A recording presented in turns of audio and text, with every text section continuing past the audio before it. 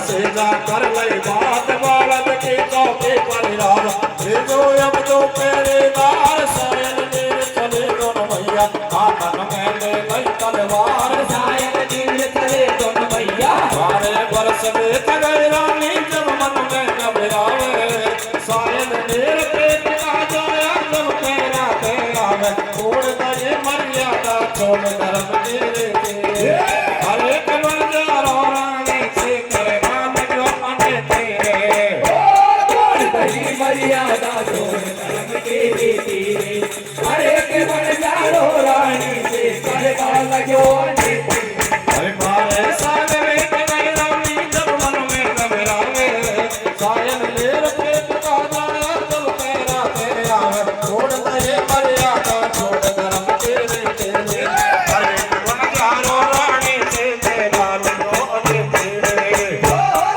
दे मर्यादा छोड़ धर्म तेरे तेरे हरे कमल जा रानी से करे मान जो अने तेरे भैया। तो प्यारे सज्जनों, इधर को रानी और उस बंजारे के बीच में 12 वर्ष के कौल करार हो गए और धीरे धीरे 11 वर्ष और कुछ महीने बीत गए।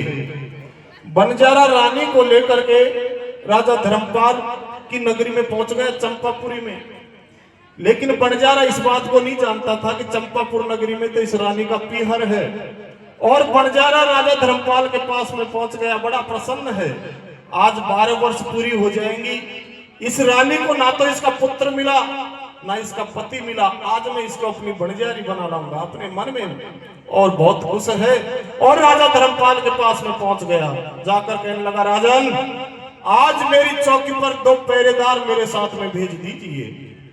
धर्मपाल ने मन में विचार किया, अरे मेरे साहिल और नीर भी 12 वर्ष के हो गए, आज मैं साहिल और नीर दोनों को ही इसके साथ में भेज देता हूं। और प्यारे सज्जनों, राजा धर्मपाल साहिल और नीर को उस बंजारे के साथ में उसके डेरे पर भेज देता है। अब दोनों अपने हाथों में तलवार लेकर के साहिल और नीर पहरेदार नियुक्त हो गए और उस बंजारे के डेरे के अंदर रानी मनियागिरी जो शाम होने को आती है अपने मन में घबराती है, अरे गोविंद, अरे कन्हैया, आज रात को 12 वर्ष पूरी हो जाएंगी और इस दुष्ट से मेरा किया हुआ कौल करार भी पूरा हो जाएगा। हे कन्हैया, मैं अब इस दुष्ट से अपनी लाज को कैसे बचाऊं? कन्हैया 12 वर्ष हो गए, अरे मेरा पुत्र भी मुझे नहीं मिले, मेरे पति भी मुझसे नहीं मिले, अब मैं वचनहार हो जाऊंगी तो मैं अपने धर्म को कैसे बचाऊंगी? उधर को प्यारे सज्जनों, धीरे धीरे और घोर अंधेरी रात होने को आती है। बंजारा मद में चूर होकर के मन में प्रसन्न है, लेकिन उस सती का सतीत्व मन में याद करने लगी, रे कन्हैया, आज इस बियाबान जंगल में और मेरी लाज को इस दुष्ट से कौन बचाएगा? और सत्य कहती हूँ गोविंद, अगर इस बियाबान जंगल में आज मेरी लाज चली गई ना तो लाज मेरी नहीं तेरी जाएगी गोविंद, तेरी जाएगी। अरे इस दुष्ट से मेरी लाज को बचाओ। प्यारे सज्जनों, दोनों हाथ जोड़कर कन्हैया से कहने लगी, रे गोविंद, आज तक मैंने तो कोई पाप कर्म ही नहीं किया, हमेशा तेरे चरणों का ध्यान किया है। अरे मैं भी तो द्रौपदी की तरह सतीत्व है मेरा अटल है। हे गोविंद, हे कन्हैया, मेरी लाज को बचाओ। हाथ जोड़कर कहने लगी, गोविंद, नरसिंह की बात को भरा दिया, मीरा के जहर को अमृत बना दिया, अरे द्रौपदी को चीड़ को बढ़ा कर को लाज को बचा दिया, लेकिन आज इस बियाबान जंगल में मेरी भी तो लाज बचाओ कन्हैया।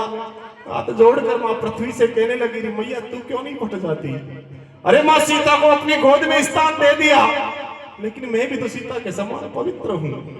दोनों हाथ जोड़ करके और जब अपनी लाज को बचाने की गुहार करती है और इस पूरे संसार से आस निराश होकर के, प्यारे सज्जनों, जब अपनी आत्मा का समर्पण उस गोविंद के चरणों में किया, दोनों हाथ जोड़कर कहने लगी, रे गोविंद, अब तो जैसा तू चाहे वैसा ही होगा। उसके रोम रोम से भगवान कन्हैया का नाम उच्चारण होने लगा।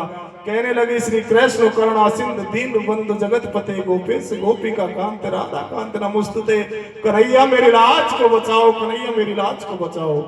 प्यारे सज्जनों, इस करुण पुकार को जब साहिल और नीर सुनते हैं तो साहिल कहने लगा, अरे भैया नीर, मुझे ऐसा लगता है कि इस बंजारे के डेरे के अंदर कुछ गलत चीज है।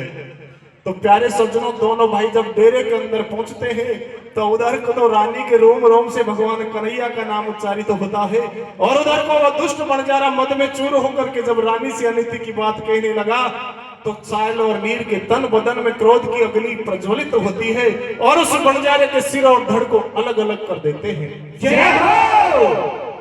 और साहिल और नीर उससे कहने लगे कि मैया रोवे मत, चल तू हमारे साथ में हमारे महलों को चल।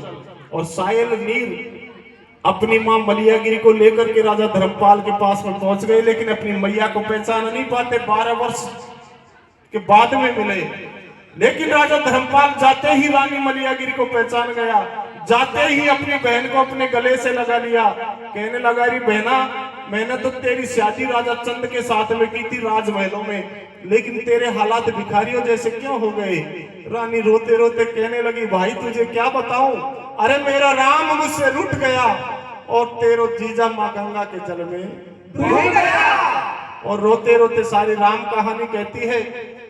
तो धर्मपाल सोचने लगा, रे मेरी बहन कहती है कि 12 वर्ष पहले एक पलने में इसके पुत्र रह गए, कहीं ये दोनों साहिल नीर मेरी बहन के पुत्र तो नहीं, और उस पलने को ला करके रानी के सामने रख देता है। लेकिन प्यारे सज्जनों, जब उस पलने को रानी ने देखा तो उस पलने को रानी ने अपनी गोद में ले लिया, उस पलने को चूमने लगी। माँ की ममता होती ही ऐसी है। उस पलने को चूमने लगी, अपनी आंचल में छिपा लिया, रोते रोते कहने लगी भाई अरे इसी में तो मेरे 2 दिन के साहिल नीर मुझसे गंगा के घाट पर बिछड़ गए थे। तो धर्मपाल कहने लगा बहना रो मत, ये दोनों कोई और नहीं, आज से 12 वर्ष पहले वो गंगा के तट पर मिले थे, तेरे ही पुत्र हैं। लेकिन साहिल और नीर दोनों रानी मलियागिरी को मैया स्वीकार नहीं करते। प्यारे सज्जनों, रानी मलियागिरी फिर भगवान कन्हैया से कहने लगी, रे गोविंद अब तक मेरी लाज को बचाया है, लेकिन आज मेरे पुत्र मुझसे मैया नहीं कहते। तो प्यारे सज्जनों, उसी समय भगवान कन्हैया की प्रेरणा होती है और रानी के दोनों आंचलों से दूध की धार बहती है। एक नीर के मुंह में पहुंच गई और दूसरी धार सायल के मुंह में पहुंच गई, और दोनों भाई मैया मैया कहकर के अपनी मैया से जाकर निपट गए। जय हो। प्यारे सज्जनों, रानी को अपने पुत्र मिल जाते हैं, लेकिन राजा चंद अभी भी नहीं मिलता। वो उस नगरी में ढोर चराने का काम करता है, लेकिन सत्य को नहीं छोड़ता। शनिदेव सोचने लगा, बहुत दिन हो गए, राजा चंद के सत्य को मैं मिटा नहीं सका। तो प्यारे सज्जनों, एक दिन माया से और उस नगरी के सारे ढोर चोरी कर लेता है। चोरी का झूठा इल्जाम राजा चंद के ऊपर लगता है।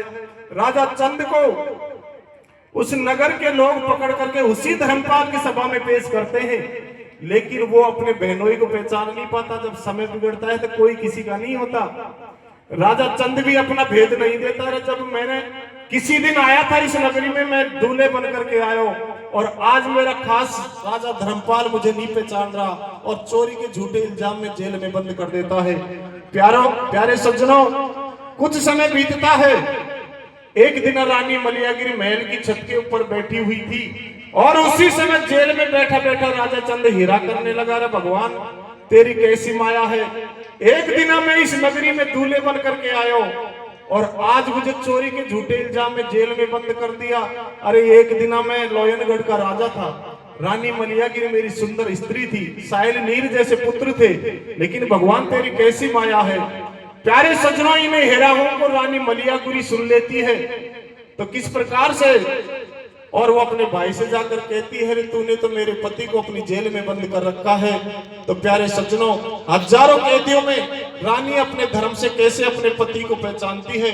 भगवान कन्हैया वहां प्रकट होते हैं राजा चंद को और कैसे वैकुंठ धाम अपने चरणों का स्थान देते हैं भगवान कन्हैया, और वरदान में कहते हैं कि कोई वरदान मांग ले भक्त। तो राजा चंद कहने लगा, कन्हैया कलयुग में किसी भक्त की ऐसी परीक्षा मत लेना, तेरी कोई पूजा नहीं करेगा। तो सज्जनों, कैसे शनिदेव वहां से हार मान करके जाते हैं और कैसे सच्ची आत्मा के भक्त को भगवान उसके विश्वास को जरूर रखते हैं। आप हमारी कविता के